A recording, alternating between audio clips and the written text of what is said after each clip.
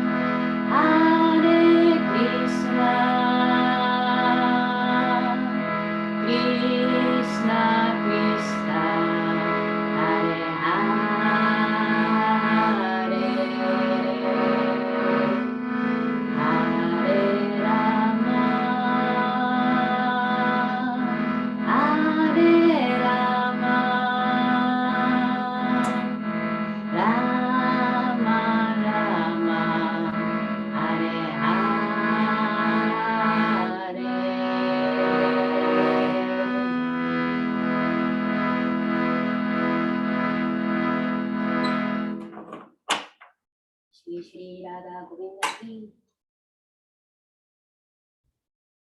ありがとうございました。ありがとうございます。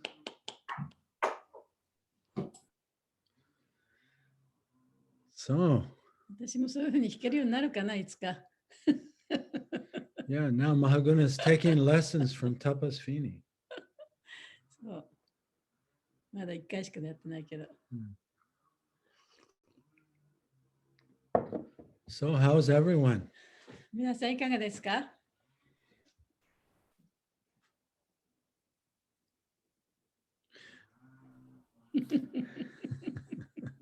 ？It's good to see you. Good to see you. Yeah. Unfortunately, this time of year we'd be getting ready to go to Japan. 普通はね、もうちょっとしたらね、日本に行くはずなんですけどね。But maybe not this year. 今年はまだダメかもしれないですね。Now we need a visa. 今度はね、アメリカから日本に行くにもビザが必要になってるんですね、今。For years we didn't need one. 今まではビザなくても行けたんですけ It ど。was just very easy just to go. とても簡単に行けたんですけどね、今ちょっと難しい。Anyway, let's move into our Bhagavad Gita class. じゃあ、バガバッドギータークラスの方に移りましょうかね。So we've been reading chapter 3 and all about karma yoga and the importance of sacrificing our life for the Lord. で、ここのところずっと第3章、カルマヨガのところを読んでますね。で、そこでもってその自分の人生をかけて主に使えることの大切さということを学んでます。And we learned last week especially how practical it is to offer our food to the Lord before we eat it. で、この前のクラスでは特にね、自分が食べる食べ物をその主にまず捧げてから食べるというそういう実践的な方法を学びました。Because you know, a central aspect of life is food. 今その生活していく上で本当にその中心となるのは食べることですからね。And so being able to connect with the Lord by offering the food we eat first to Him is a very practical form of yoga. そのように私たちが食べる食べ物をまず最初に主に捧げてからいただくというのはね、非常に実践的なヨガの一つだと思います。Tabiru yoga. As Yamuna made famous in Japan. そうそう、ヤムナさんがね、日本で有名になりましたよね、食べるヨガという本で。So today we're on verse 14 of chapter 3, but let's look at verse 13 first so that we see the context. 今日はその3章の14節ですけれども、最初にまず13節から読んで、その関係性を見ていきたいと思います。どなたか読んでくださいね。読んでくれる人。はい、お願いします。Yagna Shtashina Santo Muchante Sarvakilbisai Bunjate Te Tugam Papam Yepachandyatma Karanat. Devotees of the Lord are released from all kinds of sins because they eat food which is offered first for sacrifice. Others who prepare food for personal sense gratification verily eat only sin. まず、神に捧げた穀物を食べる主の近親者たちは、あらゆる種類の罪から解放される。だが、自分の感覚を喜ばせるために食物を用意する者たちは、誠に罪そのものを食べているのだ。Previously, Krishna told Arjuna that it's not possible to be passive and not act in this world. Just to maintain this body, we have to act. で、クリシュナはアルジュナにこの前の方でね、この世界で生きていく上で何もしないでただ活動を止めてしまうというのはもう不可能だと。生きるだけでも何か活動をしなければ生きていけないんだからと言いました。Yeah, so eating, breathing, walking, all these actions has to be performed just to maintain the body. で肉体を維持していくだけでもね、その食べたり、呼吸をしたり、歩いたりするっていうこともしていかなきゃいけないですよね。And so he says the way to remain free from karma and entanglement in the material world is to engage your mind and your body in sacrifices for Vishnu. でこのカルマとそれから物質界へのその虜となることから自由になるには、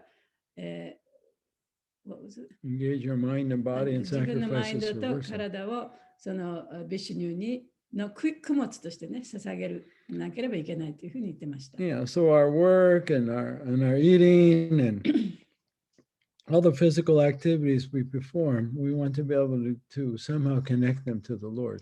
食べたり、仕事をしたり、いろいろなその体を使って動いたりするっていうことは、主とつながってそういう活動をしなければいけないということですね。Yeah, so we want to be conscious of the Lord だからいつも主のことを考えながらやらなきゃいけないということです。and how He is providing everything. で、主が常に私たちにいろんなものをちゃんと与えてくださっていると。And just not live in this world like an animal, unconscious. で、その動物のようにね、無意識に過ごしていってはいけない。Yeah, eating, mating, sleeping, and defending, just to survive. で、生存するためだけにね、食べたり、その子孫を増やしたり、眠ったり、Eating, sleeping, mating, and defending. そして自分を守ったりしてね、そういう活動だけで過ごしていってはいけない。Yeah, just to survive. でそういうことをして自分をその生きさせてる、それだけではいけない。Right, that's the animal それは mentality. 動物のメンタリティですね。Well, it's a very strong urge within our human animal body. でそれはその私たちは人間としての体を持っているけれども、その中のその動物的な部分と共通する部分でもあります。Yeah, so we have, it's like we have two personalities. で、あたかもそれはね、私たちは二重人格みたいな感じになってるんですね。Because we're spiritual beings of light inhabiting an animal human body. で、私たちはその動物のような体を持ちながら生きながらえている精神的な生き物だからです。Yeah, so we have these survival instincts of our human body that are very powerful forces. この人間の肉体を持っているということは、その動物的な直感を持ちながら生きていかなきゃいけないということですからね。But we also have a higher nature that is able to observe the animal nature. しかし私たちにはより高い質というのがあって、その質によってその動物的な行為、行動というものをちゃんと観察することができるわけです。 At least potentially. でまあそういう可能性があるということですね。And that's our whole purpose here, で really. それがまあ私たちのこの目的なんですけれども。Yeah, so from the animal point of view, this life in the material world is a struggle for existence. 動物の目からしたらね、この物質世界での生活というのは非常に苦しいものですね。And one living entity has to consume the form of another living entity just to live.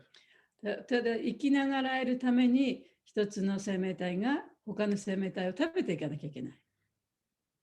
Of course, the lower animals, their food is already assigned to them. でもちろんより低いその動物っていうのはもうすでにその食物が与えられている状態なんですけれども、Right?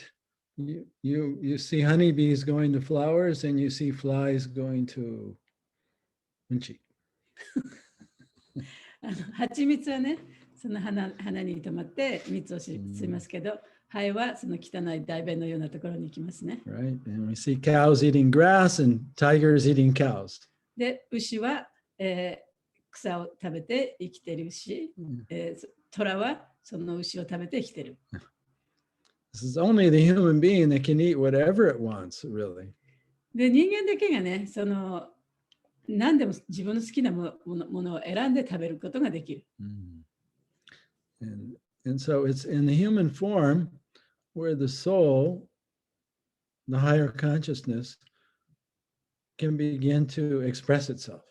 人間だけがそのより高い意識を持っていて、自分自身を表現することができるわけです。And can observe the lower animal instincts of the human. そしてその人間の中の動物的な部分というのをね、ちゃんと見つめることができる。それが人間の体なんですね。So it's in that context that we have the free will to choose how we want to live our life. そういう関係の中で私たちには自分がどういうふうに生きていきたいかというその選択肢を持つことができます。Yeah. So the Lord is saying here to Arjuna that the devotees, they offer their food first to the Lord.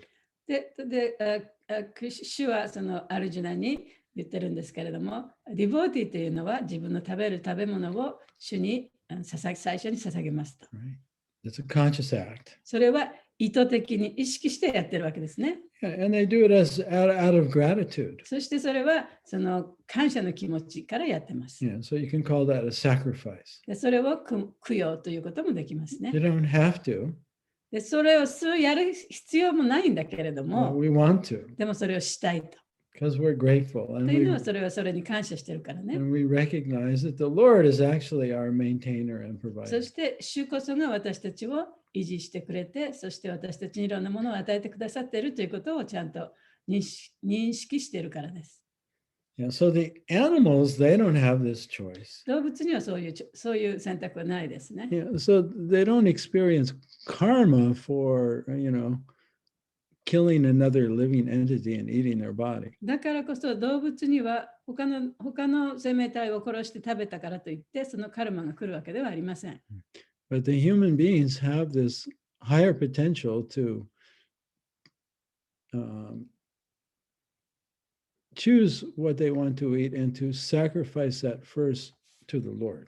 しかし人間にはその選択肢があって、何を食べるかという選択肢を持っていて、そしてそれを主に捧げてから食べるという、そういうことが選べるわけですね。And to live within the laws of nature. そしてその自然の法則に従って生きていくことができるわけです。So the animals, they actually live within the laws of nature. で動物というのはその自然の法則の中で生きてるんですね。But they don't have enough consciousness to choose otherwise. でもそれ以外の選択はできない。そういう状態の中で生きてるわけです。But the human being doesn't have to live within the laws of nature. でも人間というのはその自然の法則の中で生きていかなきゃいけないということはないんですね。Of course, if they choose not to, then Krishna says, then they verily sin. In other words, you suffer sinful reactions. しかしそうでなければその自然の法則に従って生きていかなければその活動の反動によって苦しまなきゃいけないというふうにクリシュナは言ってます。Yeah, so the laws of nature are there for everyone. だから自然の法則っていうのはすべての人々のためにあるんですね。すべての生命体のためにあるんですね。But the human being may choose to obey them or not. しかしそれに従うか従わないかという選択肢が人間にはあるわけです。Just like if a horse or a dog runs a red light, it doesn't get a ticket. 例えば馬だとか牛がね、犬がね、その赤信号の時に渡ったとしても、罰せられることはないですよね。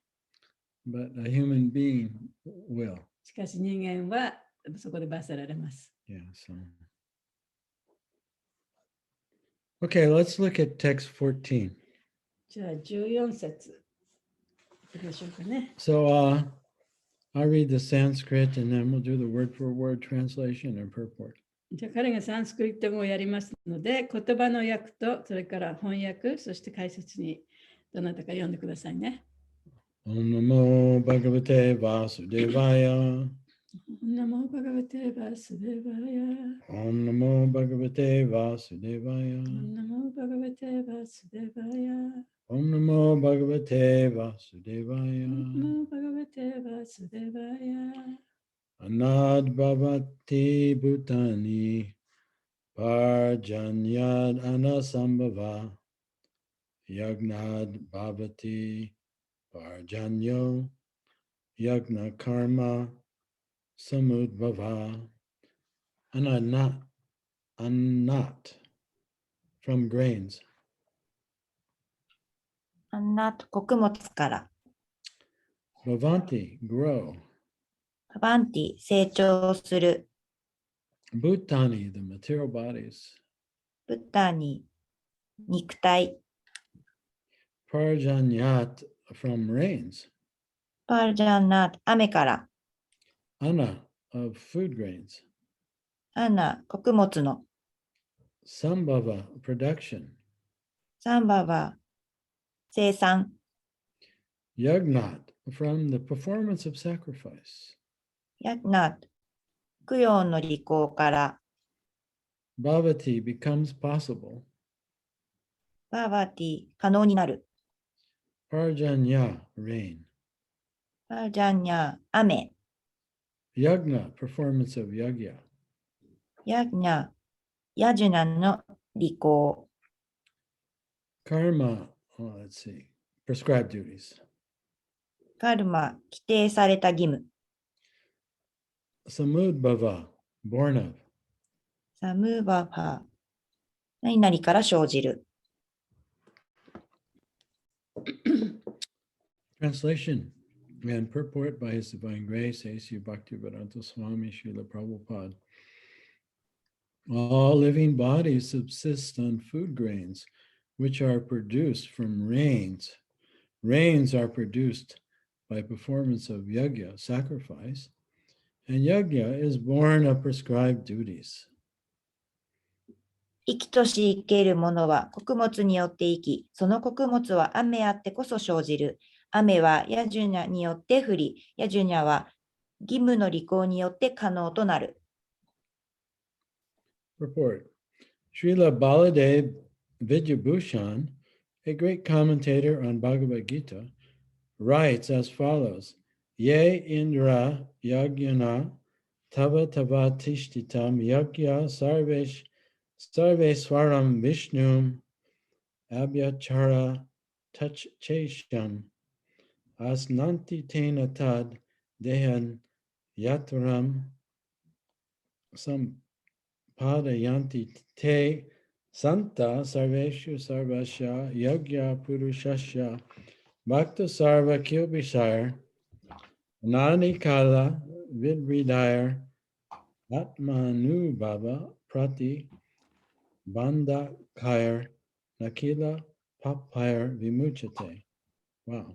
The Supreme Lord, who is known as Yagya Purusha, or the personal beneficiary of all sacrifices, is the master of all the demigods who serve him as the different limbs of the body serve the whole. バガバットギーターの偉大な解説者であるバラデーバ・ビディャブーシャナは次のように書いてある。すいません、飛ばします。ヤジュニャ・プルシャ、すなわちあらゆる供養の従役者として知られる至高主は、すべての神々の主人である。神々は至高主の体のさまざまな部分として主に仕えている。Well, the demigods are considered the body of the Lord. I'll just make a comment here. そうだから半身たち神々というのは主の体の一部として考えられています。Right, just like the hand serves the body. というのはその手というのはね、その体の一部でもって体に使えてるわけですよね。Or the legs serve the body. 足もそうですね。足体に使えてます。And so there's a universal government and management. だからその普遍的なね、マネージメントと、それからその政治形態みたいなのがあるんですね。管理する場所が。Yeah, similar to, the government and city government and state government and national government. それはその市長とかね、それから国のね、国を治める時のものとか、そういうのと同じですね。Yeah, but conscious persons are involved in making important decisions. しかし、その意識ある人というのは、その重要なことを決めることができる人ですね。So let me just say something about Baladev Vidyabhushan. で、ここでバラデーバ・ビッジャ・ブッシャナっていう人も出てきますけれども、その人についてちょっとお話ししましょう。And so Prabhupada dedicates his Bhagavad Gita to Baladev Vidyabhushan. で、プラバパドはこのバラデーバ・ビッジャ・ブッシャナにそのバガバドギーターを捧げてるんですね。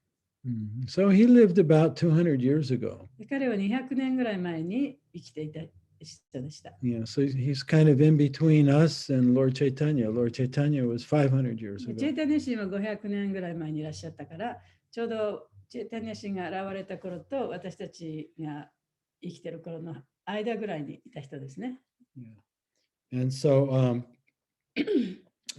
he was a great acharya and he made comments on Bhagavad Gita and Srimad Bhagavatam. で、彼はその非常に偉大なアチャリアであって、シュリマッド・バガバタムやバガバタギターの注釈をしました。Yeah, so Prabhupada's Bhagavad Gita, you know, when Prabhupada translated Bhagavad Gita, he didn't have the Bhagavad Gita we have, right? で、プラバパドがそのバガバタギターを翻訳なされたときには、私たちが今こう読んでるね、バガバタギターがあったわけではないですよね。And he didn't have the Bhagavatam we had. バガバタムもそうです。私たちが今読んでるバガバタムがあったわけではありません。So Prabhupada's Bhagavad Gita and also his Bhagavatam had the translations and then it had comments by the previous acharyas. だからプラバパドが読んで、その頃読んでたバガバタギターっていうのは、そのバガバタギターの翻訳したものと、そしてその前のアチャリアたちがそこにつけたね、解説がこういくつか入ってたわけですね。Yeah, so many of Prabhupada's purports are full of the teachings of the previous acharyas. We just don't know it sometimes. で、だからプラバパダの解説の中には、その前からのさまざまなアチャリアたちの解説がその中にたくさん含まれているわけです。で、私たちが知ってるのもありますし、知らないのもたくさんあると思います。Yeah, so sometimes Prabhupada mentions a specific comment by an acharya and sometimes he doesn't. で、そのアチャリアによってこれがこういうふうに解釈されてるよっていうことをね、書いてくださるときもあるし、それを言わないときもあります、プラバパダがね。Yeah, so here he's mentioning the comment of Baladev Vidyabhushan. で、ここではプラバパダはバラデバビッチャブーシャナのその解説をここでちょっと説明してますね。If you look at the end of the introduction in Prabhupada's Bhagavad Gita, で、プラバパダのバガバダギターの序文の最後のところを見ると、you'll find a list of our disciplic succession, the names of the previous ね、 acharyas. その私たちのその指定継承のね、アチャリアたちの名前が載っています。Yeah, so you'll see the name Baladeva. で、その中でバラデーバという名前があります。 Yeah, it comes after Vishwanath ビ Chakravarti, シュバナタチャクラバリティタクーラの次に来てますね。like that. You won't see his whole name, Baladev Vidyabhushan. バラデーバビッチャブシャナとはその大きな名前書いてないんですが、バラデーバという名前になってます。He's also famous for writing a commentary on the Vedanta Sutra. で、また彼はそのベダンタスートラの解説をつけた人としても有名です。 Yeah, it's the only, Gaudiya Vaishnava commentary on the Vedanta Sutra we have. で、それはゴーディア・バイシュナバたちがつけたその解釈が彼がつけたものがそれだけしかないんですね。ゴーディア・バイシュナバの中では。There's a whole story about that, but I won't get into it now. それにはちょっと長いお話があるんですけれども、今日はちょっとね、省略します。But personally, I enjoy reading the Vedanta Sutra and his commentaries. They're just amazing. 個人的には私はそのベダンタスートラでその彼の解説のついたベダンタスートラを読むのが大好きです。We're fortunate to have it in English. で、それ英語に訳されてますからね、とてもそれがあって幸運だと思います。Okay. Any questions about Baladev before we continue on? 続ける前にバラデーバについて何か質問ありますか？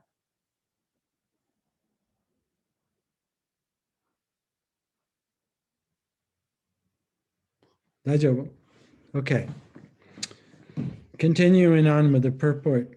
Demigods like Indra, Chandra, Varuna are appointed officers who manage material affairs, and the Vedas direct sacrifices to satisfy these demigods so that they may be pleased to supply the air, light, and water sufficiently to produce food grains.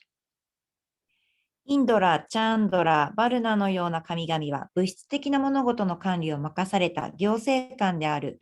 供養をしてこの神々を満足させようとベーダは教えている。神々が喜べば穀物を生産するのに十分な空気や光や水を与えてくれるからである。When Lord Krishna is worshipped, the demigods, who are different limbs of the Lord, are also automatically worshipped. Therefore, there is no separate need to worship the demigods. 主クリシュナが崇拝されれば、主の体の部分である神々も自動的に崇拝されることになる。したがって特別に神々を崇拝する必要はない。For this reason, the devotees of the Lord, who are in Krishna consciousness, offer food to Krishna and then eat, a process which nourishes the body spiritually. この理由からクリシュナ意識である至高主の献身者は、クリシュナに食べ物を捧げてそのお下がりをいただく。そうすることで体が精神的に養われるのである。With such action, not only are past sinful reactions in the body vanquished, but the body becomes immunized to all contamination of material nature. この行為はただ過去に犯した罪の反動を体から消滅させるだけでなく、物質自然のあらゆる汚れに対する免疫性を体に与える。When there is an epidemic disease, an antiseptic vaccine protects a person from the attack of such an epidemic. 伝染病が流行ったらワクチンを接種することで、その病気にかからないで済む。Some devotees are anti-vaxxers, and I think Prabhupada here, he's not an anti-vaxxer. ディボティの中でもね、ワクチンに反対している人いますけれども、これを読んだら、プラブパードは、ワクチンに反対してませんね。Similarly, a food offered to Lord Vishnu and then taken by us makes us sufficiently resistant to material affection. And one who is accustomed to this practice is called a devotee of the Lord. 同様に、主ビシュヌに捧げられた食べ物をいただくことで、物質的な病に対して十分な抵抗力がつく。これを日々習慣としている者は、至高主の献身者であると呼ぶことができる。Therefore, a person in Krishna consciousness who eats only food offered to Krishna can counteract all reactions of past material infections, which are impediments to the progress of self-realization. だから、クリシュナに捧げたものしか口にしないクリシュナ意識の人は、自己の悟りを妨げる過去からのさまざまな物質的反動を打ち消すことができるのである。On the other hand, one who does not do so continues to increase the volume of sinful action, and this prepares the next body to resemble hogs, dogs, to suffer the resultant reactions of all sins. 反対に捧げるという行為をしない人は、罪深い活動を重ね続け、次のせいで豚や犬のような体を得る準備をしていることになる。一つ。はい、あらゆる罪の反動を受けて苦しみ続けるのだ。The material world is full of contaminations, and one who is immunized by accepting prasadam of the Lord, food offered to Vishnu, is saved from the attack, whereas one who does not do so becomes subjected to contamination. 物質世界はどこもかしくも汚れているが、主のプラサーダム、ビシュに捧げた食べ物を食べて免疫力をつけた者は、そのような汚れが襲ってきても守られる。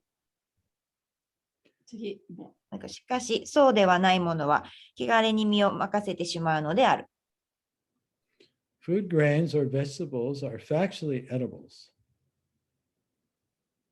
穀物や野菜こそ事実上の食べ物である。The human being eats different kinds of food grains, vegetables, fruits, etc., and the animals eat the refuse of the food grains and vegetables, grass, plants, etc.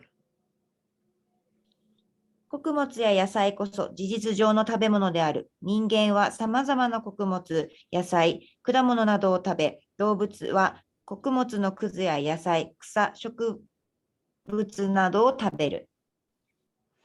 Human beings who are accustomed to eating meat and flesh must also depend on the production of vegetation in order to eat the animals. 動物の肉を食べる人間であっても、結局はその動物が食べる植物に頼っている。Therefore, ultimately, we have to depend on the production of the field and not on the production of big factories. つまり、私たちが依存しているのは大工場ではなく、大地が生産してくれているものだということである。The field production is due to sufficient rain from the sky, and such rains are controlled by demigods like Indra, sun, moon, etc., and they are all servants of the Lord. そして、その大地から食べ物が生産されるのは、空から十分な雨が降ってくるからであり、その雨を降らせているのは、皆至高主の召使いであるインドラや太陽の神、月の神などといった神々なのである。The Lord can be satisfied by sacrifices. Therefore, one who cannot perform them will find himself in scarcity. That is the law of nature. 供養をすることで主は喜んでくださる。だから供養をしない者は食料不足に見舞われる。これが自然の法則なのである。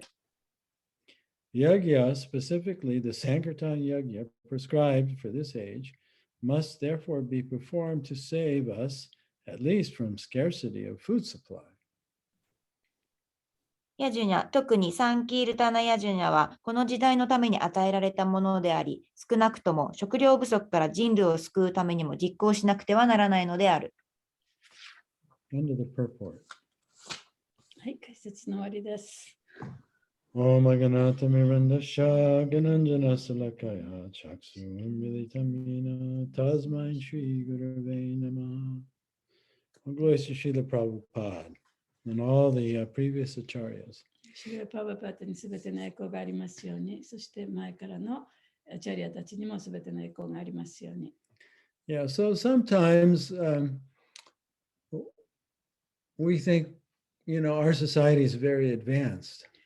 で私たちはね、この今生きている自分のこの社会が非常に発展した社会だと思うことがあります。Yeah, and we tend to think of ancient civilizations as being not very scientifically advanced and very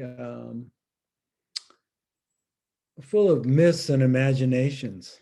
で昔の文明というのは、そのあまり科学的に発達してなくて、さまざまなこのなんていうの想像したものとかね、そういったものがこうはびこっている時だっていうふうに考えがちですね。Just like in Russia during the communist revolution. そのロシアでもその共産党の時代は、Lenin used to say God is dead. でレーニンはね、神は死だっていうふうに言いましたね。Right. Times were very tough. でその頃はとても大変な時だった。And they said, don't worship God, worship the state because we're the ones who are going to give you bread to eat. で神をね、その崇拝してもダメだと。その国を崇拝しなさいと。で国っていうのはその国がお前たちに食べ物を与えてるんだから。But Prabhupada often points out in his talks, he said that no matter how scientifically advanced we become, で、プラバパットはね、そのお話の中で、よくどんなに私たちが科学的に発展したとしても、no scientist has ever been able to make a grain of rice in the laboratory. その研究室でもってね、穀物の一粒でも作った科学者はどこにもいないということを指摘しました。And we are still totally dependent upon nature for our food. だから私たちはその自分の食べ物はね、本当に自然に頼ってその自分の食べ物をもらってるわけですよね。And we are every animal, including the human animal, is dependent upon food grains for nourishment of their body. その人間をも含むその動物っていうのはすべてね、その穀物に頼って生きています。Even if they don't eat food grains. たとえその動物が穀物を食べなかったとしても、They eat an animal that got their energy from food grains. でそういう動物は他の動物を食べたとしても、その動物は穀物を食べて大きくなった動物かもしれない。This is a scientific fact. でそれはまあ科学的な事実ですね。So when I went to medical school, I learned about biology and nutrition.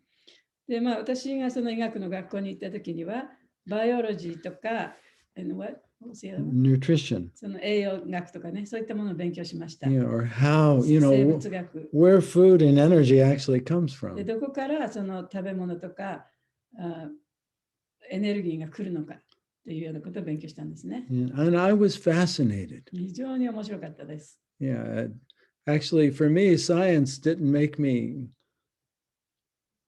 less of a believer in God, but more of a believer in God. でその科学の勉強をしたことでね、神のことを信じられなくなったかっていうとそうではなくて、かえって神のことを強く信じるようになりました。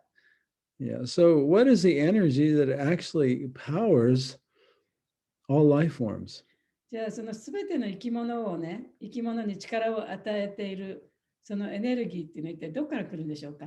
I mean, I'm talking about physical energy, それはもうその体の肉体のエネルギーですけどね。right? Like, what's the energy powering this computer? じゃあこのコンピューターにエネルギーを与え、力を与えているエネルギーって、動かしているエネルギーっていうのは何でしょうか？ Of course, we all know it's electricity, それは right? 電気ですよね。But that same electricity actually is powering our human body. でもその電気が、同じ電気がその人間の体をも動かしてるんですね。Yeah. And that electricity that's powering the computer actually can be traced back to the sun. でそのコンピューターを動かしている電気というのは、元を正していくと太陽にたどり着くんですね。そのエネルギーのその元というのはね。Whether, we're burning oil or solar or wind. でまあ、石油を燃やしたり、その太陽の火でね、ソーラーをやったり、あるいは風で起こして電気を使ってたり、いろいろしますけれども、And the same energy that's there in the food grain that powers our human body, that same electrical energy actually has come from the sun. そういうエネルギーも、あるいはその人間がその穀物から得るエネルギーも、元を正せば太陽から来てるんですね。Right. It's called photosynthesis. フォトセンセスって何て言うんだろう、日本語で。Well, the electrical energy, the electrons that come from the sun, で太陽から来るエレクトロン、電子 they're captured in the leaves of the plant. というのは、その葉っぱのね、そのグリーンな葉っぱの中に集められるんですね。Yeah. And that's occurring on the land, but it's also occurring in the ocean. で、それはその地上っていうかね、その水のない普通のその地面の上でもそういうことが起こりますし、木が生えてるわけですからね。水の中でも起こってるんですね。Right. So the sunlight goes captured in the leaves of the plant, and that electrical energy is converted into chemical energy. そしてその葉っぱの中、光合成だ。光合成、フォトセンシス。その光合成でもってできたエネルギー、それが今度は化学エネルギーに変化していきます。And that's called, yeah, so that's photosynthesis. And so, what is that chemical energy? じゃあその化学物質っていうのは一体何でしょうか？ Do you know? Some of you may know. 知ってる人もいるかもしれないですね。It's a very simple molecule. 非常にその単純な原子ですね。It's called glucose. グルコースっていうんですね。It's the simplest of sugars. で、それはシンプルシュガー、単性シュガー。Right? It's carbon, カーボンと water, 水と and yeah, it's carbon and water. 炭素と水でできてるのが、そのシュガ Yeah, ーですね。 yeah, it's carbon, oxygen, and hydrogen. カーボン、炭素、水素、酸素。科学の難しいよね。The それの結論が結合してできてるやつ right? ね。 And the hydrogen is coming from the sun, the electron, and it's captured and converted into a chemical. そういろいろ言わないで。Anyway, whether you eat a grain or whether you eat meat, だからその穀物を食べていようが、肉を食べていようが、yeah, if you eat the grain, then your body, if you're a human or even if you're an animal, で例えば穀物を食べれば、その人間の体、あるいは動物の体というのは、that glucose is converted into fat and into その protein. グルコースが、 Mm.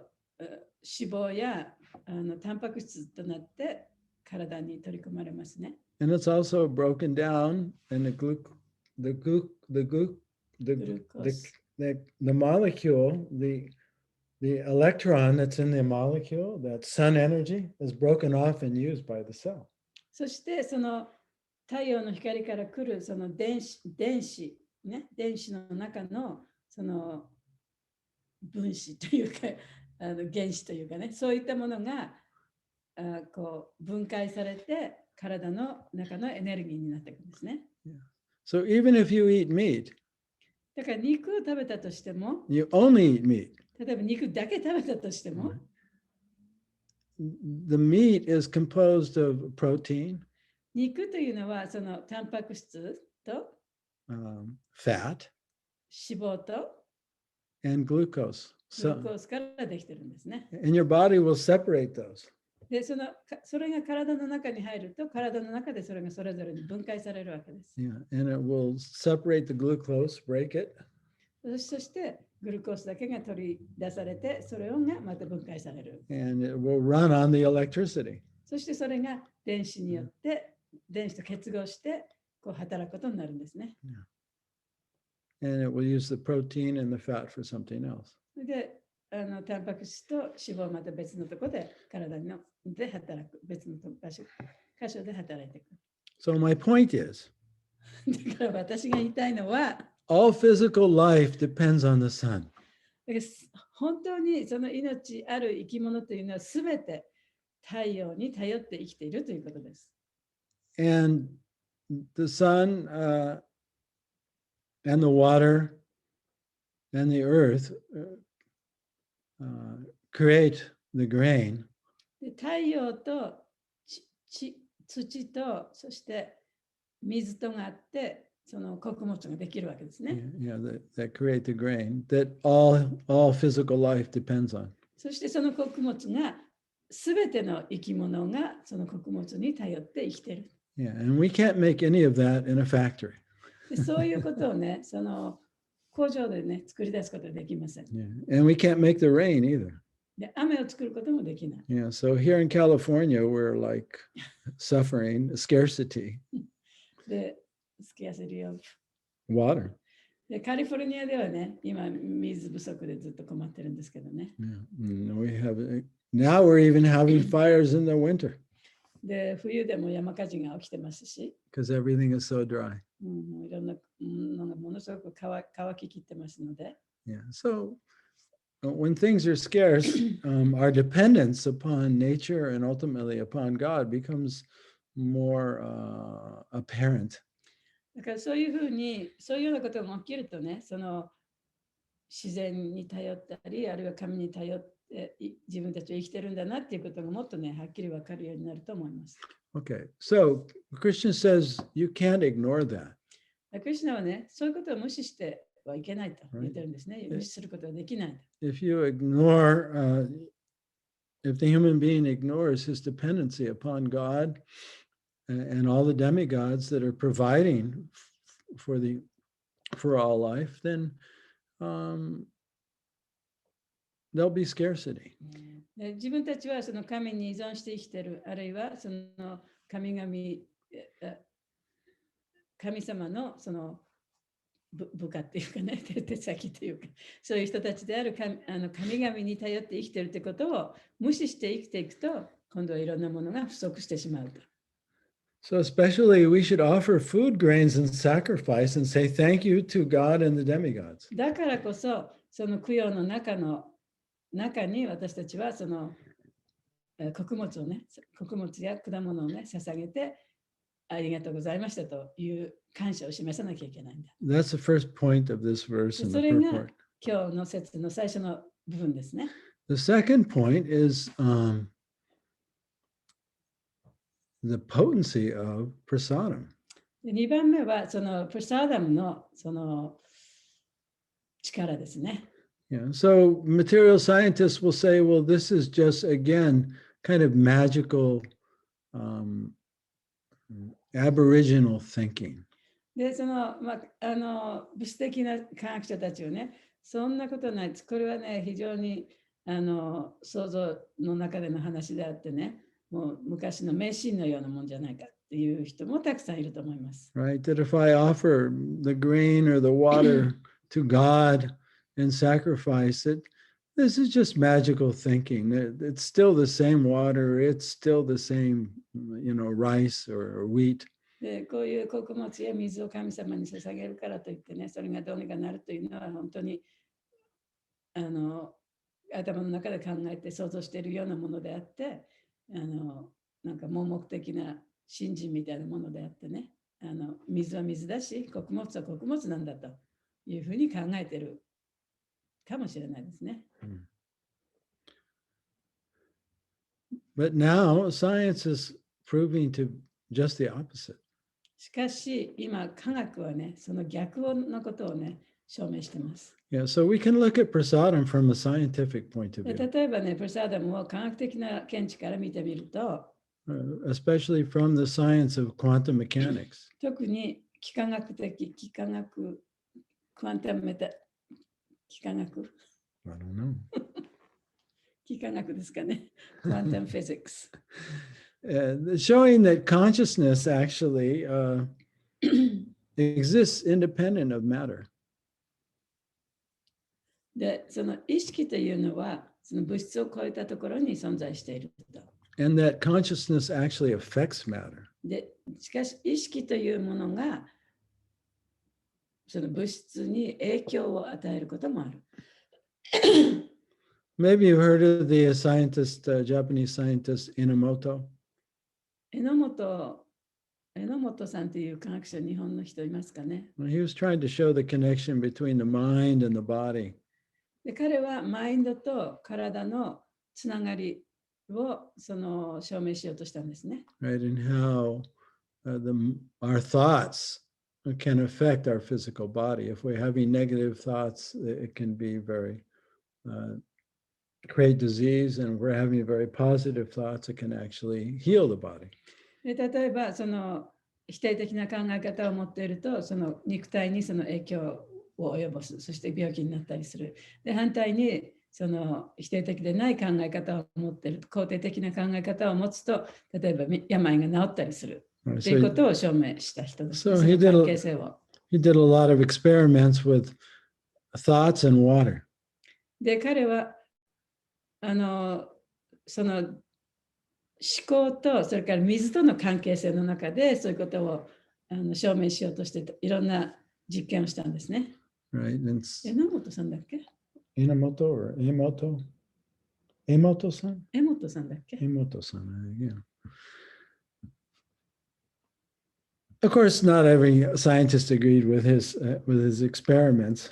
もちろんね、科学者が全員彼の実験に賛同したわけではないんですけれども、And of course, our body is 70-80% water. で私たちの肉体っていうのもね、70%、80% はもう水でできてます。And so water is very affected by consciousness. だから水というのはその意識によってとても左右されやすい。Yeah.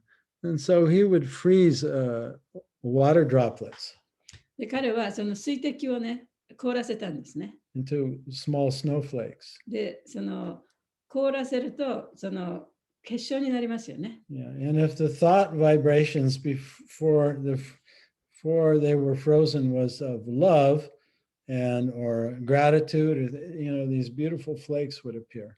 で、その水滴を結晶にさせる前にね、その水に例えば肯定的な考え、愛とかね、感謝とかね、そういったものをこう投げかけてやる、そういう言葉を投げかけてやると、その結晶はものすごいきれいな結晶ができるんですね。As opposed to anger and greed and lust. で例えば怒りとか欲とか妬みとかね、そういった系統のものをそのバイブレーションを与えると、Then the flakes would be その disorganized 結晶が patterns. 非常にこうきちんとできてない、こう歪んでできたりするんですね。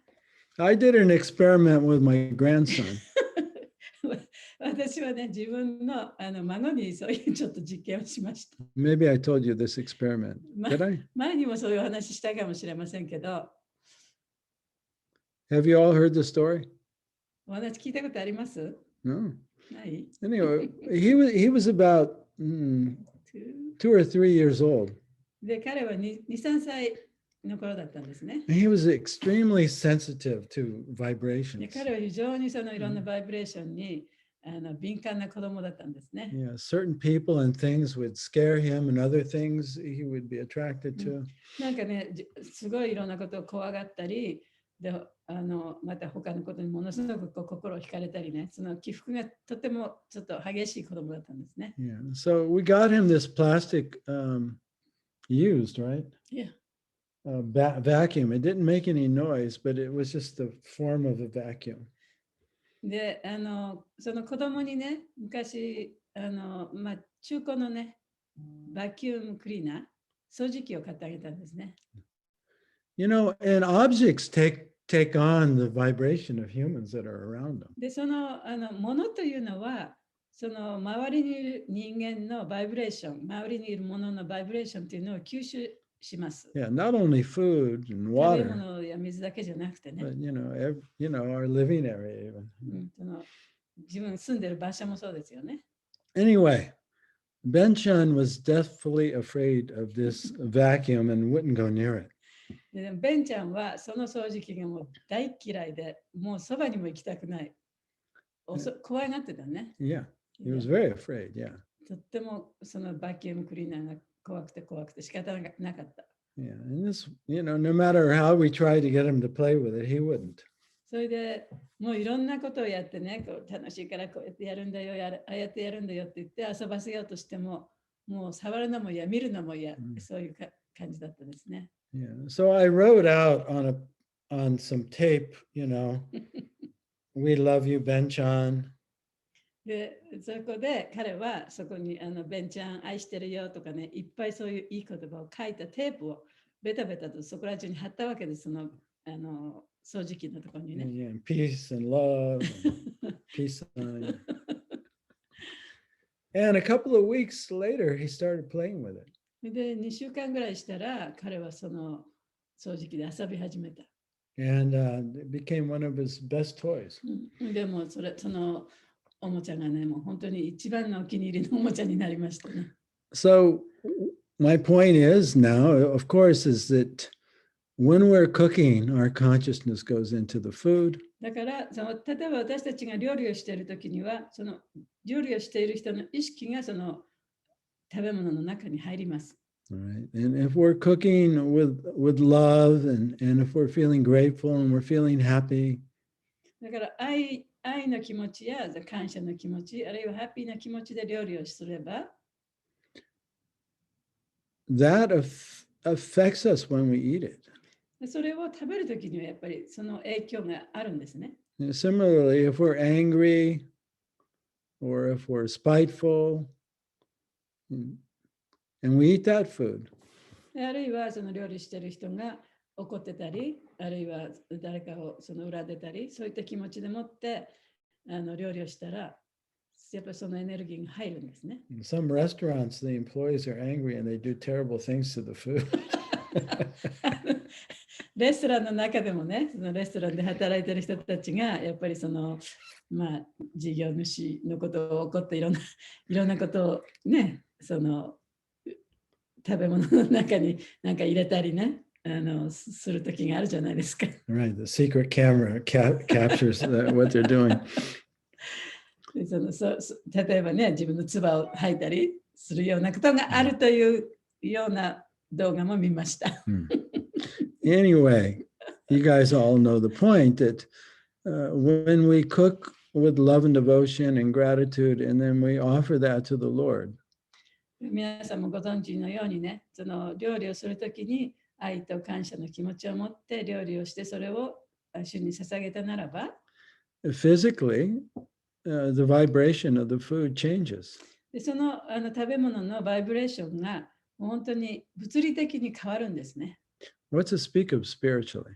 精神的には言うまでもありません。All right. So just imagine if you're eating some animal that is scared to death and doesn't want to die. 例えば動物を食べてるね。でもその殺された動物はもう死にたくない、怖い怖いという気持ちで殺されている動物ですよね。And then you're cooked, you eat that meat and it's cooked by the same human with a vicious mentality. そしてその肉がそういう動物のようなその気持ちを持った人間が料理したね、その料理を食べたとしますよね。Just imagine what that does to you. そしたらそれ一体どんな影響が体にあるんでしょうか。想像してみてください。Yeah. So, Tabiru yoga is very, very powerful and practical. だから食べるヨガっていうのは非常に実践的で非常に力のあるものだと思います。And it raises not only the vibration of our physical body, but also our mental body and supports our spirit. そしてそれは私たちのもちろん肉体のバイブレーションを上げるだけではなくてね、その精神的な面でも非常に大きな影響があります。And we've mentioned a lot in these classes. It's not so much the ritual that's important, it's the intention we have. だからクラスの中で何でも言いましたけれども、その自分がやってる行為のその形式が問題ではなくてね、そこに入ってるその自分の動機、自分の意図っていうのが非常に大切なものです。Right? Krishna says, if you offer to me with love, I'll accept it. で、クリシュナは愛を持って私に捧げればそれを私は受け入れますよって言ってるんですね。Yeah, so it's the love and the gratitude that's effective. だからその愛と感謝っていうのがあってこそ効果的になるわけです。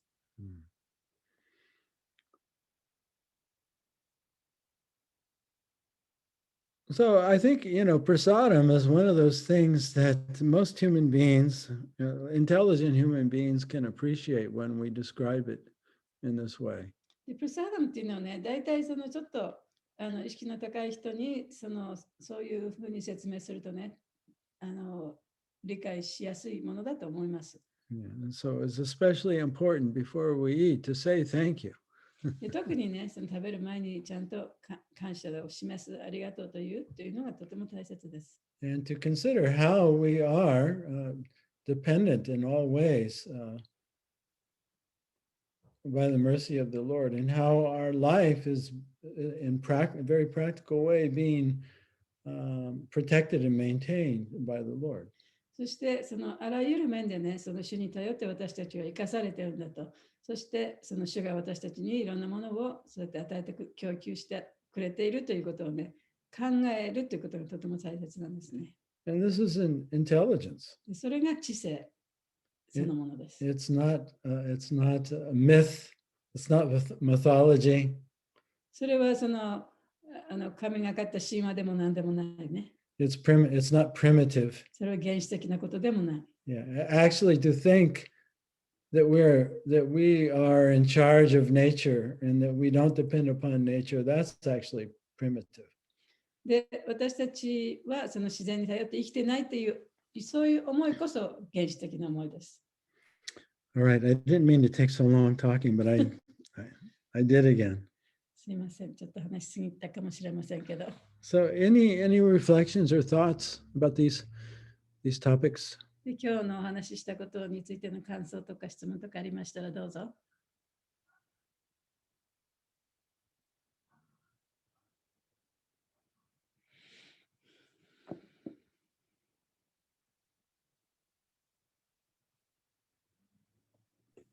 ハレクリシナ。 Hare Krishna Kairava, son. 今日もありがとうございました。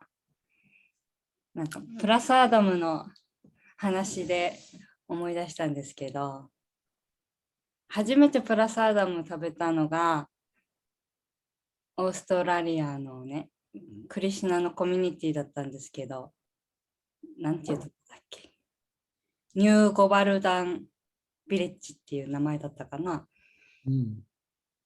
で、そのビレッジ行くまでは、なんか私、何か満たされないなって気持ちがあると、よく間食ばかりしてたんですよね。ずっと食べてないと落ち着かないみたいな。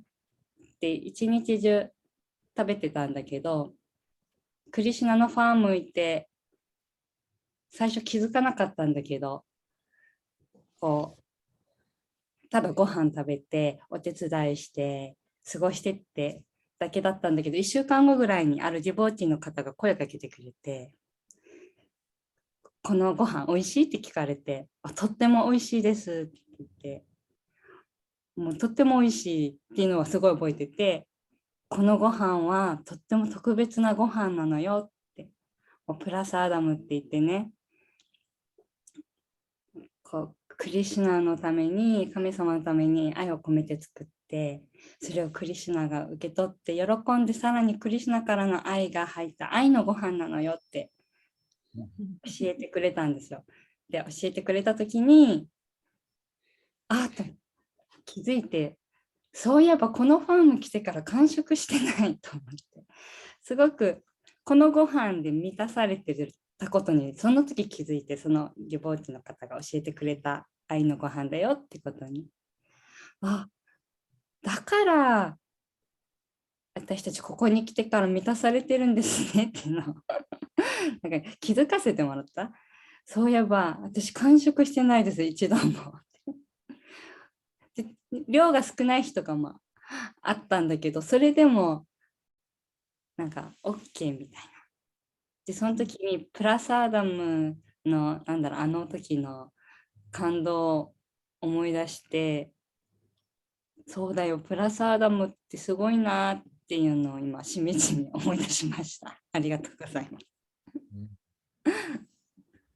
So when she first had prasadam was in Australia farm, New Govardhan village, and prior to go there and then take prasadam, she used to snack all the time, you know.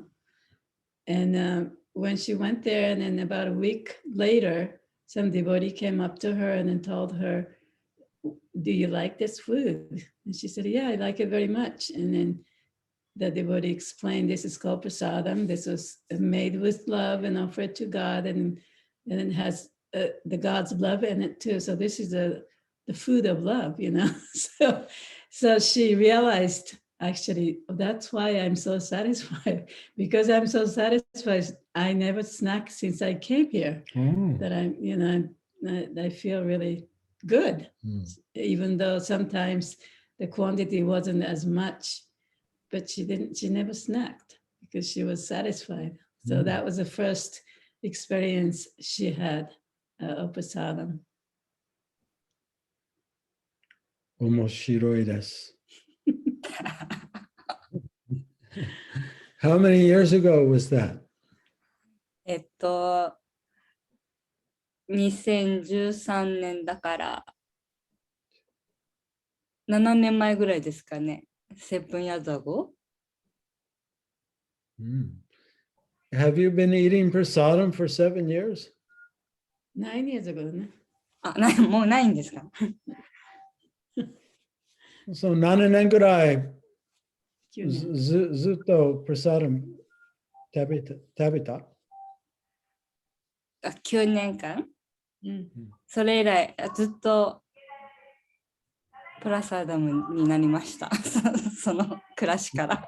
Now you have a prasadam body. ああ、プサダムの体ですね。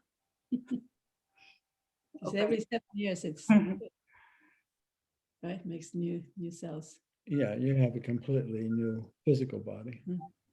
で、7年間かけて完璧にその体がね、変わるから。1年以上食べてるから、プサダムボディになった。ありがたいですね。That was a great story. ありがとう。ありがとうございます。そう、私はいつ食べたかな。ハレクリシュナ。ハレクリシュナ。言葉とバイブレーションの研究って日本では水は答えを知っているっていう本で、バカ野郎とありがとうでバイブレーションが変わるよっていうのを、私もよく聞いてたので、何て言ったっけ名前。多分根本さんっていう人が本書いてるんですけど、多分共同研究者が榎本さんで、多分榎本さんと根本さん2人が多分伝えているんだと思うんですよ。なので本当に言葉って大事だなと、あと意識って大事だなって私はヨガの視点からそういうところに入ったんですけど、なので自然とやっぱバクティヨガ、クリシュナ意識っていうのがこう受け入れられたのは多分そういう話があったからかなと思っていて、私もプラサーダムの思い出がやっぱりヤムナさんのプラサーダムは本当に美味しいなってみんなが多分体感できているのと、あと、グルマハラージとマハグナさんと一緒に、リトリートを2回行ったことがあって、伊豆のマミさんの呼吸のピープレゼンスのリトリートと、あと沖縄のリトリートと2回どちらもずっとヤムナさんの食事3食あの時にみんなが変わっていったことに私はびっくりして、覚えてらっしゃいますか？覚えてる。なんか特にその沖縄のリトリートはね、それ以来恵子さんがお酒を飲まなくなったとか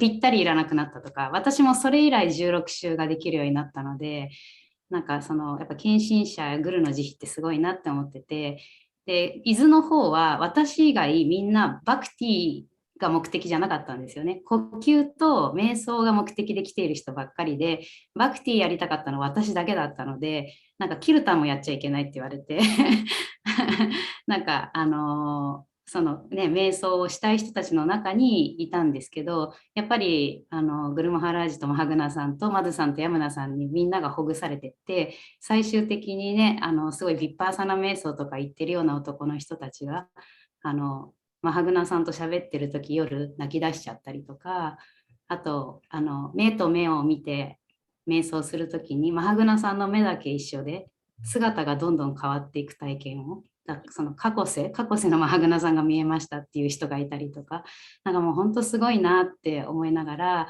なんか献身者とかこうプラサーダムとかそういうのをリトリートで一緒にいるとすごい体験できたなっていうので、今の今日のお話を聞かせていただきました。わかりました？グルマハラージ。はい、80% わかりました。Oh, that's very good. Yeah.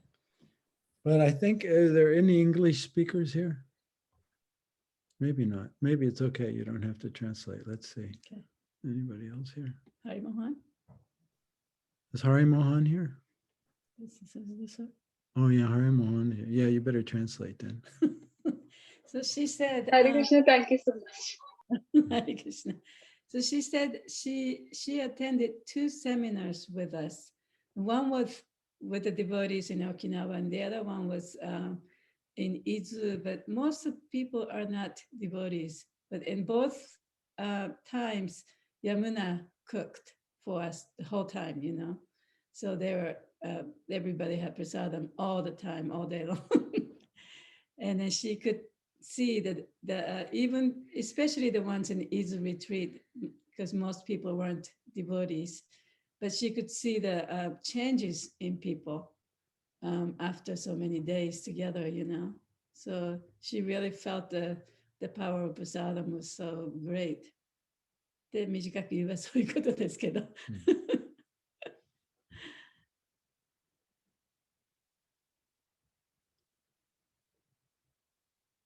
So that's making it really short, but that's, I think essentially that's what she said. Personally, I saw, having Sunday feasts in Japan and Hawaii and wherever I was. I saw, people coming year after year that only came for the prasadam, that they had no interest in the teaching or in chanting. But over time, they awokened and became purified enough to actually become interested in self-realization and the higher teachings of Lord Chaitanya. で個人的にはね、やっぱりその昔は日曜祭っていうのがどこのお寺でもありましたからね、どこにいた時もその日曜日にプロサーダムだけを食べに来る人っていうのがいて、もうチャンティングも好きじゃない、クラスも好きじゃない、他に何も好きじゃないけど、プロサーダムだけを食べに来る。でもそういう人たちは何年もね、日曜日に来てて、でそのうちにやっぱりクリシュナ意識ということ、あるいは自己の目覚めっていうことに対して意識がだんだんこう変わっていく、そういうのも見ましたね。And I even noticed a change in my father. で私のお父さんにもちょっと変化がありました。Because when I lived in the San Francisco temple, I was there for about a year and a half. でサンフランシスコのお寺に1年半ぐらいもう自分は住んでたんですけれども。And sometimes my parents would come to visit me at the Sunday feast. Otherwise, they'd never get to see me. で日曜祭にそのテンプルに来てね、彼に会いに来る時もあったんですね。お父さんとお母さん。And my father became very attached to halava. 私のお父さんはね、ハラバが大好きだったんですね。And then he actually invited Jayananda and Keshava to come to my house to make prasadam. そして彼はそのジャヤナンダさんとそれからケーシャバさんっていう人もいたんですけれども、その人たちをそのお父さんとお母さんのうちに招待してハラバを作ってくれた。招待したんですね。And he became very attached to those two devotees. で、その二人のディボーティーのことが大好きになりました。And for many years after, he would ask me about how's Jayananda, how's Keshava. で、その後もね、ジャヤナンダさん何してますかとか、ケーシャバさんどうですかとかっていうふうによく聞いてきました。And he would remember the prasadam. そしてそこで作ってくれたプラサーダムのことをね、いつも思い出してましたね。Yeah, so Krishna, he makes these impressions upon the soul. で、クリシュナっていうのはやっぱりその魂にそういうね、大きな印象を与えてるんですね。Through the devotees and through the prasadam. で、ディボーティーを通して、あるいはプラサーダムを通して、そういう印象を残していってくれてます。And of course, through the holy name. でもちろん聖なる皆もそうですけれども。Because they all have the same transcendental love vibration. というのは、それらはすべてね、その同じ超越的な愛のバイブレーションを持っているからです。Yes, it appears material, but it really now has the full spiritual vibration. で、一見ね、その精神的な、物質的なエネルギーのように見えますけれども、本当はその中身というのはね、もう本当に完璧な精神的なエネルギーですから。Because ultimately, actually, everything is spiritual. まあ、最終的にはね、宗教的には全てが精神的なものなんですけれども、We're just living in a veil that hides that. で私たちはそれを隠してしまうベールの中で生きてるわけですね。Yeah, so to offer, our food to the Lord with gratitude, that unlifts, that lifts the veil. 食べ物をその主のために作って捧げて、それをいただくというのは、そのベールを取り除く一端となります。And it has a profound effect upon our awakening, our spiritual awakening. そしてその精神的な目覚めっていうことに関しての大きな一役を買うことになるんですね。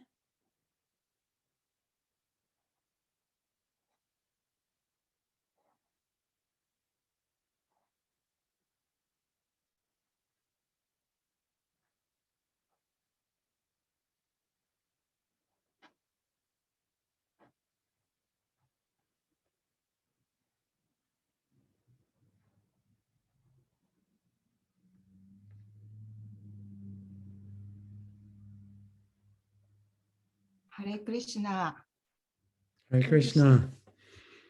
今日もありがとうございました。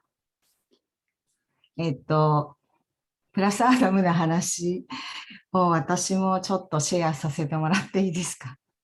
お願いします。私は一番最初やっぱりヤムナさんだったんですけど、忘れもしないというか、その時スイーツだったんですね。まあ多分なんていうのかな、普通のっていうか普通のケーキだったんですけど、食べた時にあったかかったんですよ。でも出来たてでも何でもなかったんですけど、口に入れた時は普通のケーキって思ったんですけど、喉を通る時にすごくじわっとあったかいっていう経験をして、すごい何これこの感覚っていうのがあって、すっごく不思議な体験をしたんですね。で、スプラサーダムも知らなかったし、その時すごいなと思って、その経験が忘れられなくてというか、で私もレッスンのヨガのインストラクターやってるんですけど、ヨガのレッスンとかで生徒さんとかにスタジオとかにもよるかもしれないんですけど、配ったりとかして、その経験があるから、一番分かりやすいというか、言葉じゃなくて、プラサーダムを配ることが一番分かりやすいかなと思って、何年かちょいちょいプラサーダムを生徒さんたちに配ってるんですけど、今思ったら多分ヤムナさんのそのクリシュナへの愛がここを通った時にすごく伝わった。私のプラサーダムはきっと私の愛はまだすごいまだまだ足りないから、そこまで生徒さんにはあれなのかもしれないけど、だからその自分も日々プラサーダムをお家で作っている時に、でも家族のものも作らなきゃいけないので、家族は肉食だったりとかするので、クリシュナに捧げられるものっていうのがほんの少ししかなかったりとかするんですけれども、それでもなんていうのかな、今日の話を聞いてもう集中して量じゃなくて愛情をしっかり込めて作りたいなっていうふうにで 7年なんですね。7年食べるっていうのを今日聞いて、そうなんだ。でもまた修練というか楽しい時間、クリシュナとの時間、その料理をする時間が、また今日話を聞いて楽しめる時間が増えたなっていうふうに思いました。ありがとうございました。So she said the first time she had prasadam was probably the cake that Yamuna made. And it was just regular cake, it wasn't like Indian cake or, Indian sweets or anything. And then it wasn't like right after she made it, was just regular cake, right? So when she put it in her mouth, it was like, oh, it's a cake, But as it went through her throat, she felt warmth. in the cake. And she thought, oh, this is something different, you know. And she couldn't forget that feeling of the warmth that going through her throat. And then, so since then she started to, you know, have many prasadam and stuff. And as she's a yoga instructor, she makes her own prasadam and then give it to the student as well, because she had this experience and she thought it was so cool, you know. So she gives it to the student, but she's not sure if it has any effect to those people, but she had this wonderful, mysterious experience and she wants to share this. Yeah. And then also you said it takes 7 years to complete change of your body. So while she's cooking, it's really important to put all your effort and your love and gratitude to the process of cooking. So this is the time that for her to face with Krishna face to face, right? And then she's very looking forward to those intimate times with Krishna. So I don't know how many years it's going to take, but you know. All of this talk of prasadam is making me hungry. こうやって皆さんとプラサダムの話をしててね、だんだんお腹が空いてきました。Let me just say something about 7 years. その7年間ということについてね、ちょっとお話ししますね。If you tell this to some people with a little medical knowledge or knowledge of physiology, they'll say, not every cell changes.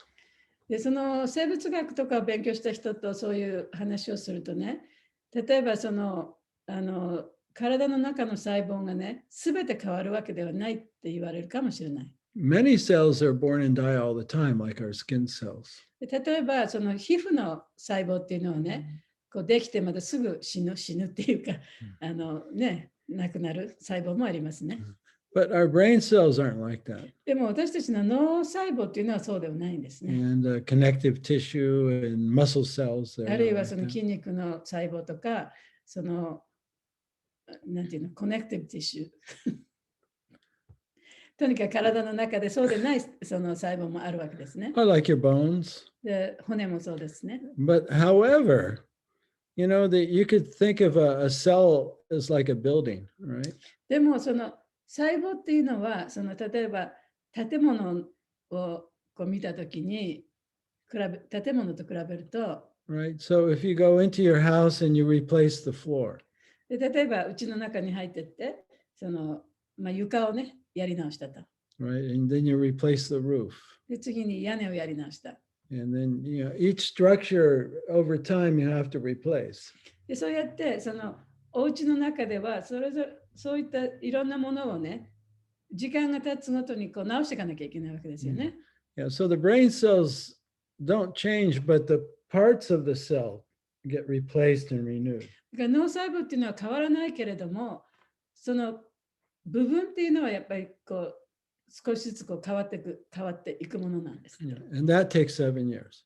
でその変わるのが7年間かかる。Yeah. So the body you had 7 years ago isn't the same body you have now. だから今自分が持ってる体っていうのは7年前の体とは違う。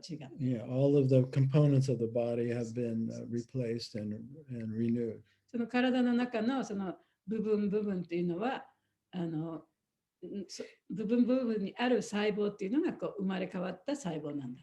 Yeah, so I'm 71 now.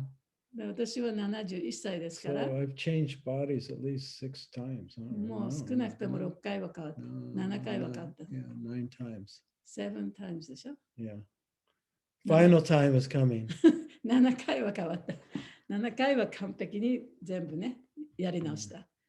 でもう終わるの時間も迫ってますけど。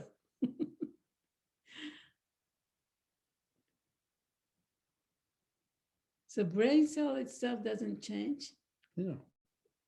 but the components? Yeah, so all the components of the cell, all the different molecular structures, those get replaced. In the brain cell? Yeah. だから脳細胞そのものは変わらないけれども、脳細胞を作っている分子とか原子とかっていうのがね、それが変わってくるんですって。And you also grow, the cells, parts of the cell can grow or retract. でその細胞の部分がこうだんだん成長していったり、それがなくなったりすることもある。So when you begin to chant, だからチャンティングし始めると、 it may be difficult. Concentration. Concentration. チャンティングをし始めたときはね、それに集中するのはちょっと難しいかもしれない。When you chant year after year, でももう何年間もね、もうずっとチャンティングし続けると、 your brain cells make connections. でその脳細胞がそこのコネクションを作るんですよね。そのつながりを作る。Yeah. And your old connections, when you used to remember the past about this and that, で、その昔の古いコネクション、いろんなことがあってそれを思い出してるね。そのコネクションがありますよね。past traumas, で、過去にあったそのトラウマとか。those parts of the brain cells dry up. で、そういうことを思い出しているその脳細胞っていうのはだんだんこう乾いてなくなっていってしまう。Yeah, so by the practice of, eating prasadam, chanting Hare Krishna, hearing the transcendental sound vibration, the physical body changes. だからそうやってそのプラサーダムを食べたり、聖なる皆を唱えたり、このクリシュナのことを聞いたりする、そういう活動によってね、この肉体の細胞が本当に変わっていく、実際に変わっていく。The mind changes. で、マインドも変わっていく。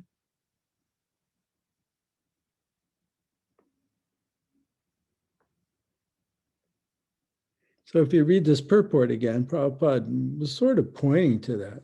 でこの今日の解説を読めばね、なんとなくそのプラバパートもそういうことを言ってるってことがわかると思います、ね。How the when you eat prasadam, you become freed from your karma. で、プラサーダムを食べるとカルマから解放されると書いてあるね。Yeah, so our memories are karma. で、私たちのその記憶もカルマですね。Our attachments. あるいは執着もカルマ。That's all karma.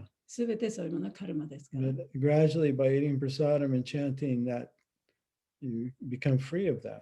チャンティングをしたり、プラサーダムを食べることによって、そういうものからも解放されるということですね。Of course, if while you're chanting or while you're eating, your attention is on what happened in the past, then you keep that alive. でもちろんね、そのチャンティングしている最中、あるいはそのプラサーダムを食べている最中にね、過去のことをどんどんとこう思い出しながらやってると、それはつながってきますけれども。Then you keep that karma going. そのカルマがずっと続いていきますね。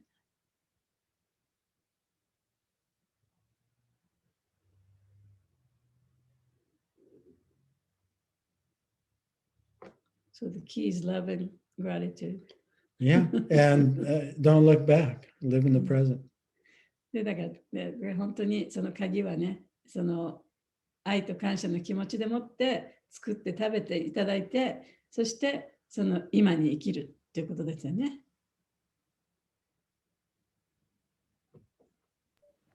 Hare Krishna, Guru Maharaj, Shayana. Hare Krishna. I have one question. You able to hear me? Yeah, we can hear you. Yes. Does like prasadam effect seize upon who have faith on prasadam or who have faith on Krishna or anything like that happens? You mean, are you saying there's this, if you have, you mean that by eating prasadam, but you'll be able to develop faith in Krishna? I mean, there are many people who don't have faith on prasadam or who don't have faith on Krishna. They have faith on some other demigods or something like that. So if they eat prasadam, they will also develop Krishna consciousness, or like their consciousness will improve, something like that. 今の質問は、例えばそのクリシュナのことを信じてないで、例えば他のね、半身のことを信じたり、他の神様って言ったらおかしいけど、そういったものを信じている人が作った食べ物そういう人たちでも、そのクリシュナのプラサーダムを食べると、だんだんこう心が変わっていくんですかっていう質問ですね。Yeah, so, prasadam, or food that is offered to God in love, because there's only one God. God is beyond dogma or religious conceptions. で、神様っていうのはね、その宗教的な違いっていうのはないんですね。神っていうのは一人しかいないんですから。で、その一人の神様に作って捧げたとしたら、If one is offering, if one is grateful to the source, でそういう一番の源にその感謝の念を持っていたとしたら、the one and only God and source that is beyond all religious conceptions. それはいろいろさまざまな宗教の、ね、概念を超えたところにいる神様ですよね。And one eats that prasadam. で、そのプラサーダムを食べたとしたら、One gets that influence, でその影響が必ずあるはずです。right? That purity of love to God. その神に対する愛というその純粋さ、それの影響が必ずあるはずです。That transcends all beliefs. で、それはそのいろいろなその信心とかね、そういうものをすべて超えたところにある。It transcends all religious dogma. で、そのさまざまなその宗教原則、いろんな宗教ありますけどね、そういったものを超えたところにあるものです。Yeah, because no matter whatever we imagine or whatever we believe, we still are what we are, and there still is one source. で、どんな神様を信じて、どんな宗教を、ね、やってたとしても、神というのは一人しかいないわけですから、で、その一人の神様に対しての感謝の気持ちですね。それを持って捧げればいいわけです。But the people who cooks for, let's say, Kali, and then they think this is the ultimate God. And then they offer that food to Kali, thinking this is prasadam because I offered to God, my God, right? Yeah, so then it's mixed with those human conceptions.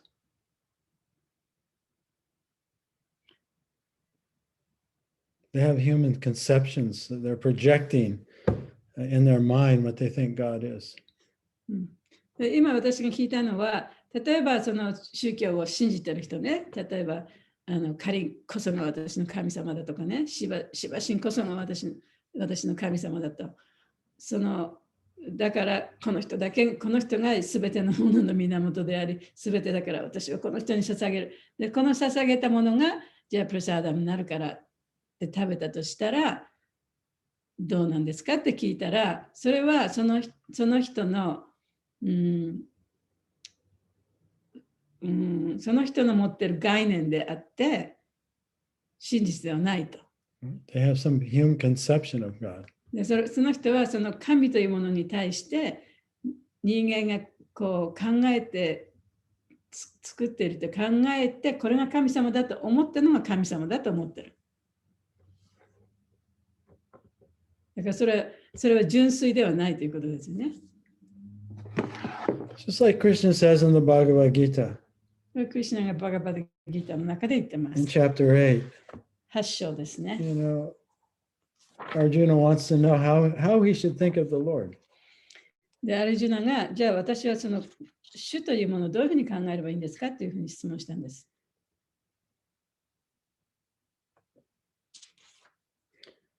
In 8:7. 8章の7節です。Therefore, Arjuna, you should always think of me in the form of Krishna, and at the same time, well, let's see. Look at 9. 8:9. One should always meditate on the Supreme Person as the one who knows everything, as the one who is the oldest, who is the controller, who is smaller than the smallest, who is the maintainer of everything, who is beyond all material conception, who is inconceivable, and who is always a person. He is luminous like the sun, and he is transcendental. beyond the material nature. で、その8章の9節に、すべてを知る最古の指導者として最小のものより小さく、すべてを維持するものとして物質概念を超えた想像も及ばぬ存在であり、絶えず意識のみなぎる存在として思考人格心を瞑想せよ。主は太陽のように燦然と輝き、物質自然を超越していると知れ。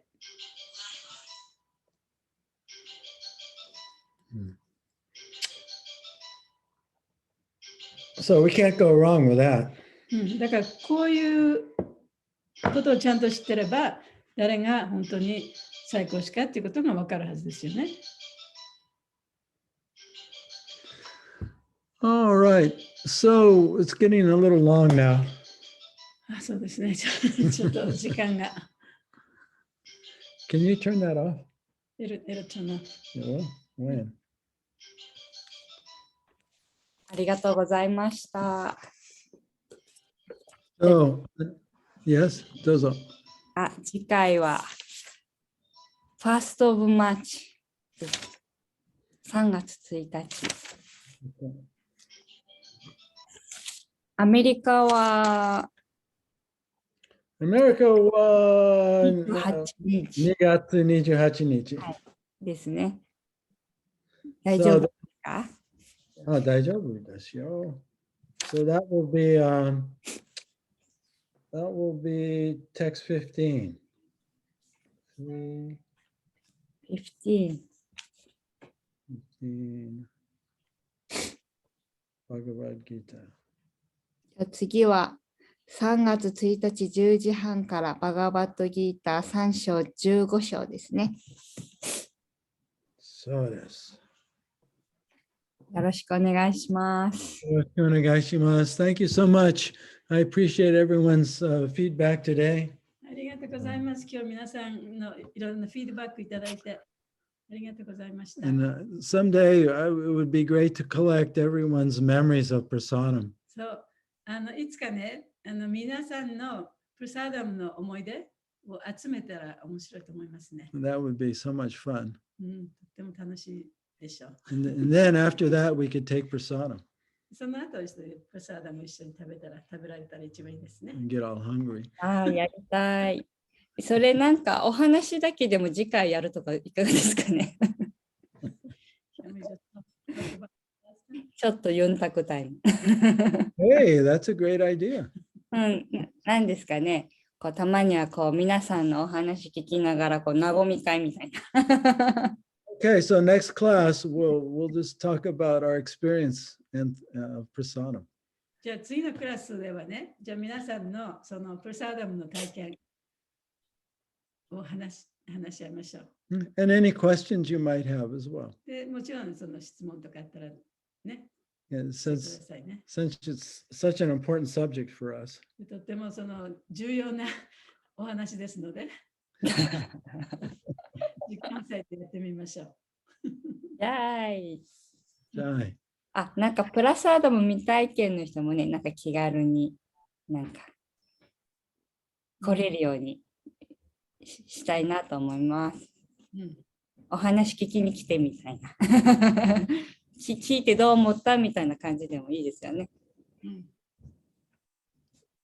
そちらで企画してください。じゃあ次回はプラサーダムのお話会でプラサーダム談話。プラサーダム談話しましょう。はい、今日もありがとうございました。ありがとうございます。よろしくお願いします。サッチャデバプラブキージャーイ。マハグナさんキージャーイ。ハリクリシナ。ハリクリシナ。ありがとうございます。ありがとうございます。